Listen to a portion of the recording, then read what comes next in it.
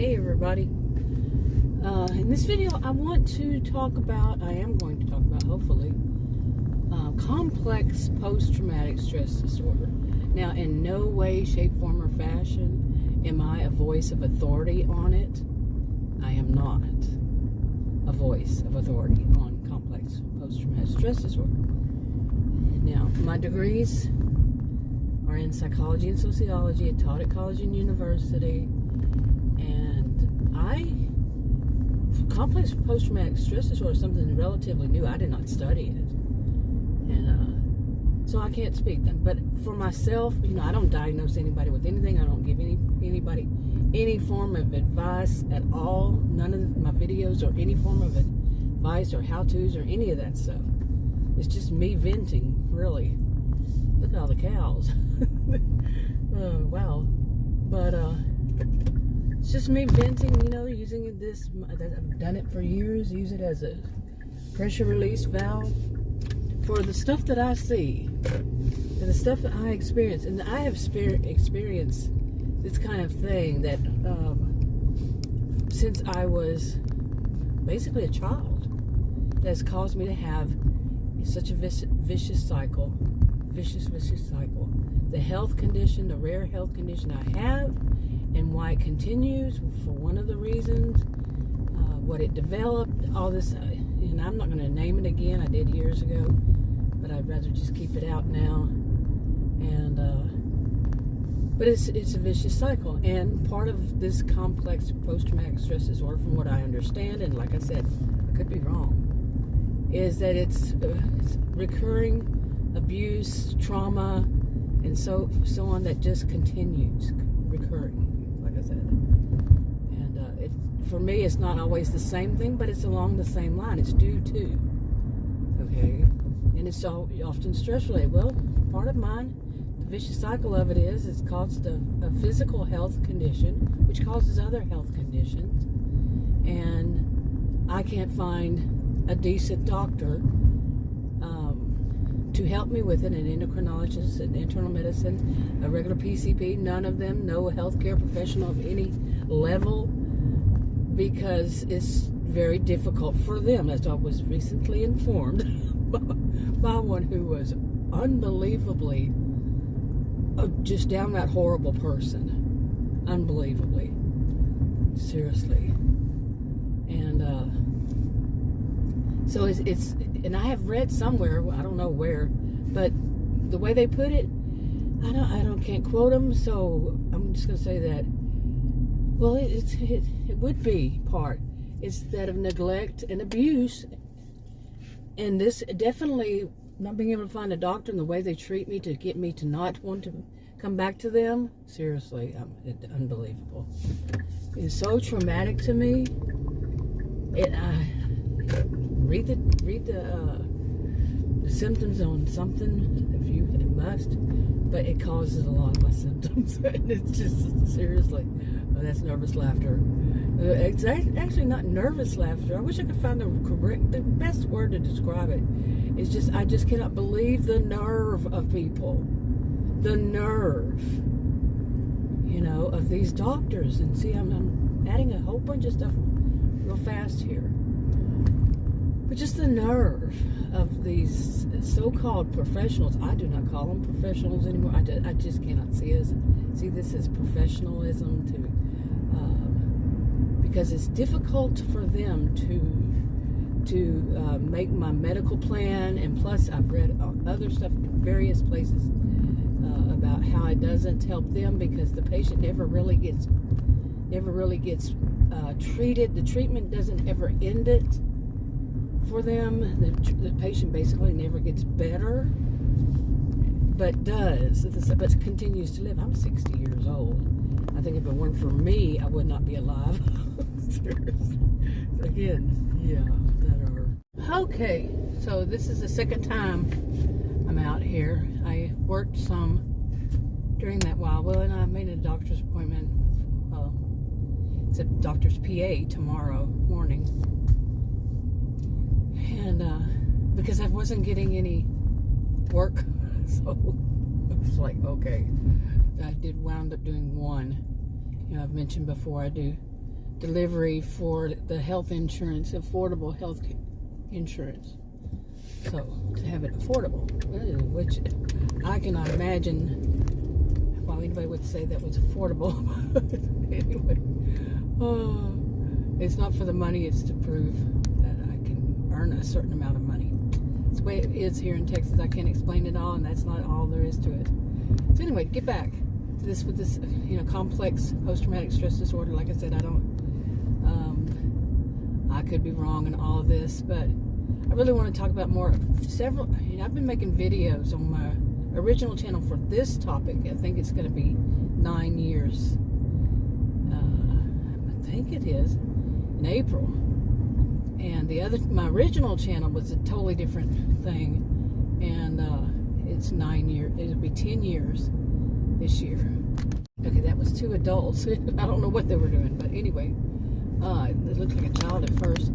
But anyway, I'll try to fix this. I said it several years ago. I don't know, like I was saying, I don't even remember how long ago, how many years, that I wanted to focus on this when I first started hearing about complex post-traumatic stress disorder. Now, it got into the ICD, whichever number it is now, and I hope it's called ICD. It's been a long time. I used to do medical billing, but that's medical billing years ago. But anyway, so anyway, a little bit distracted. What's going on there? Okay. But anyway, because some of the symptoms, I don't have a problem with regulating my, behaviors or anything like that. I do get angry, but I'm so mild-mannered as it is already. My anger is very mild-mannered.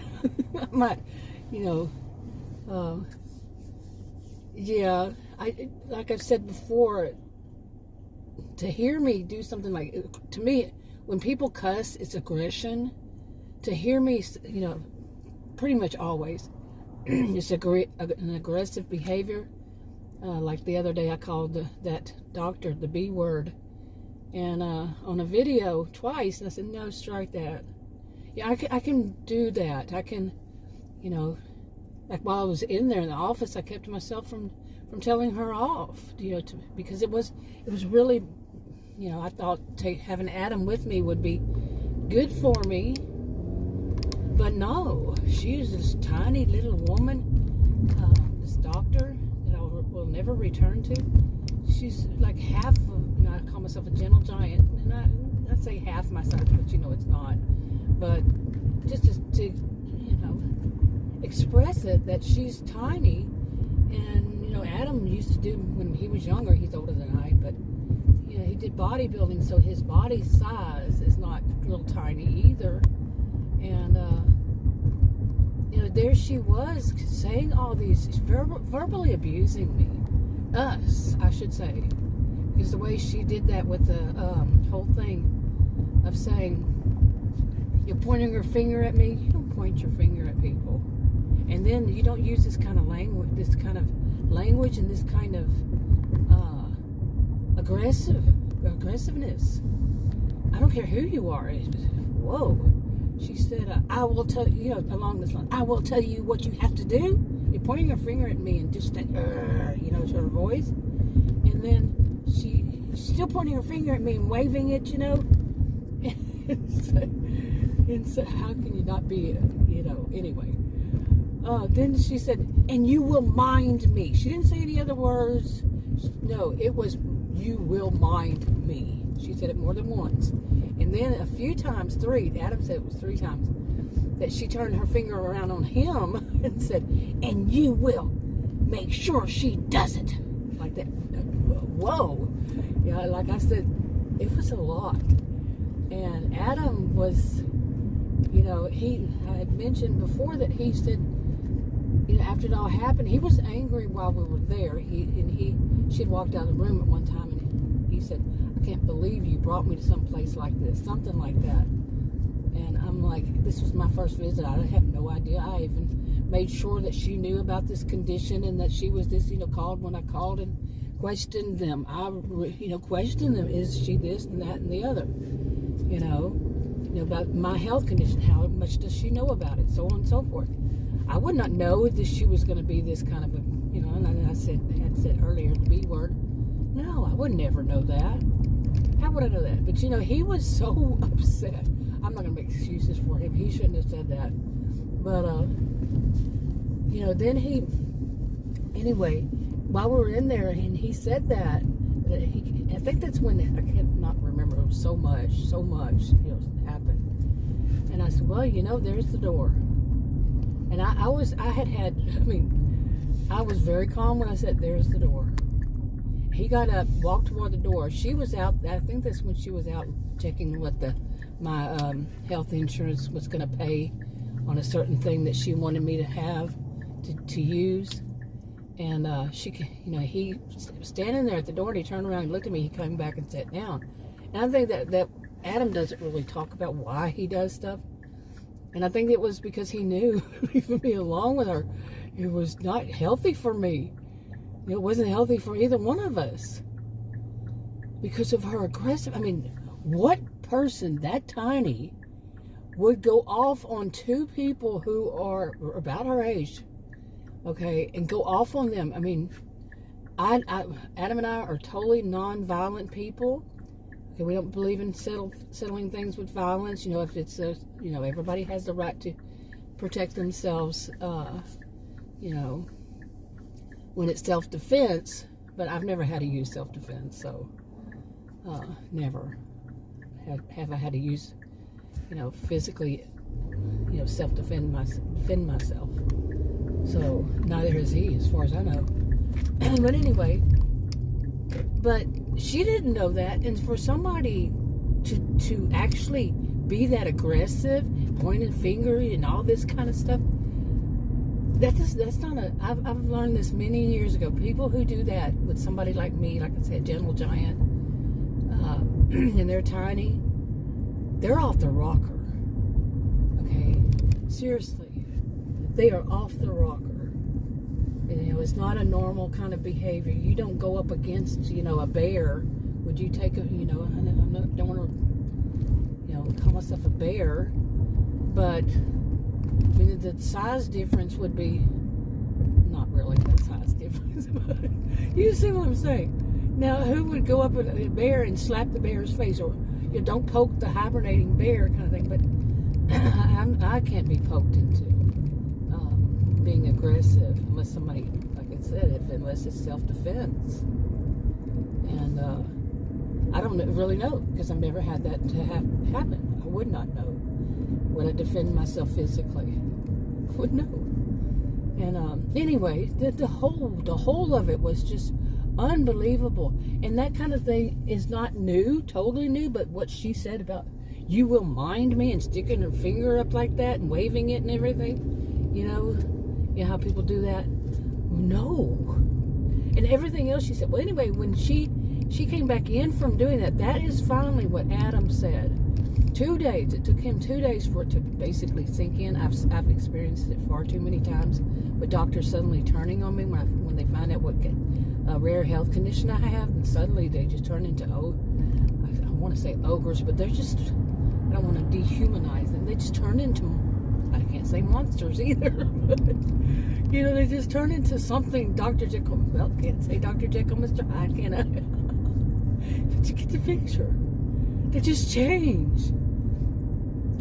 I've experienced it so many times. I think, and I said in one of the videos that I really hope that I'm not becoming desensitized to it. That's the situation, but I'm quicker. I feel it quicker. I feel it right then, instead of being in such, I still say I was a little bit stunned, is what I should say, that she was that aggressive. But, I didn't just get up and walk out. But mainly I didn't because of Adam being there. And, anyway. But overall, I've experienced, Adam has it. Took him 2 days before he finally said, I was in another room, and I came walking into the kitchen, and he was in the living room, which is, the kitchen's open to the living room. It's kinda, sorta. But, he just started talking all of a sudden as if I'd already been there talking to him. He said, you know, the one thing I didn't like about her, and I knew who he was talking about. I said, you only have one thing? Because he refused to talk about before. He said, I don't want to talk about it. I don't want to hear anything about it. I just don't. I think it really stunned him so much. It really shocked him. And so anyway, to go back to that part, I said, you only have one? And he said, yes, it's just one. Is that the way she come in there saying, you know, and trying to belittle you by opening, you know, coming back in the room, leaving the door open and saying, you have the worst insurance ever. By the way, mine is billed as, from the place, you know, the marketplace, as the best. But she is certain mine was the worst. And yeah, like Adam said, I knew that. It was that she was trying to belittle me. She was trying to the whole while, you know. I mean, who tells somebody you will mind me, an adult? Seriously? And even in that way, you wouldn't say that to a child like that. You know, infantilization, you're treating somebody much older as a child. Anyway, then that's not a way you treat a child. Like I said, I repeated myself, making it a little more clear. But anyway, he said he that's what was his focus. His focus, yeah, would be money. I'm not money motivated, money focused at all. You know, I'm just not that type. Anyway, and then after that, he started letting out a little more about what bugged him about her. You know, but remember at first he said, "There's only one thing." Right? He just doesn't want to admit that it was. Well, I can't even say that because he slowly. It took him not 24 hours. Did I say 24? It took him 2 days, 48 hours, before it really had just sunk in, and he was finally able to talk about it. It was that verbally abusive. Not really verbally. You would say more of psychologically, emotionally. You know, somebody really poking the buttons, pushing the buttons. Because she also mentioned two things, and I even told her on the first one she first said, I said, no. I said, isn't that part of the it's a syndrome, actually. And she wouldn't answer. She wouldn't answer any question I said. That's not right. A health question. She would not answer. She was too high up to answer somebody like me. Is that what she was putting out? I mean, she was putting out so much crap. No, she's not. So she's not way up there. She's way down low there. And I had verified it. Remember, I called and made sure.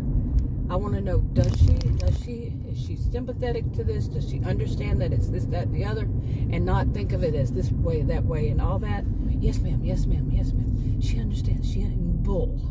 It was a big lie. No, she was not. She didn't understand. She didn't know.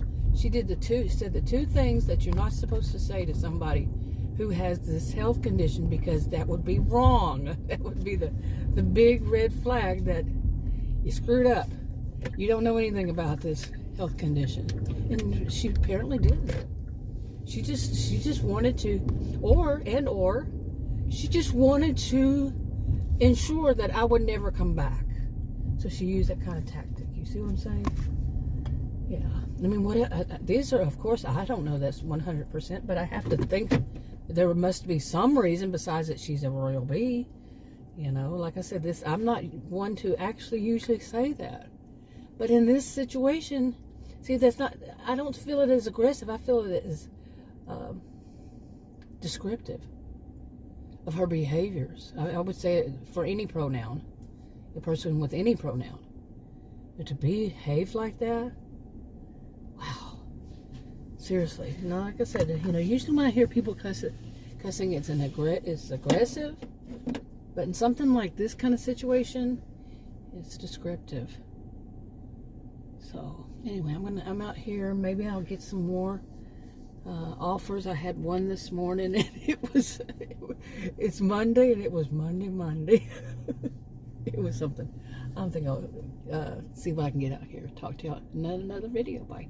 Well, I'm going to talk about this more in another video, but just expect videos like this until I get it all worked out in my head.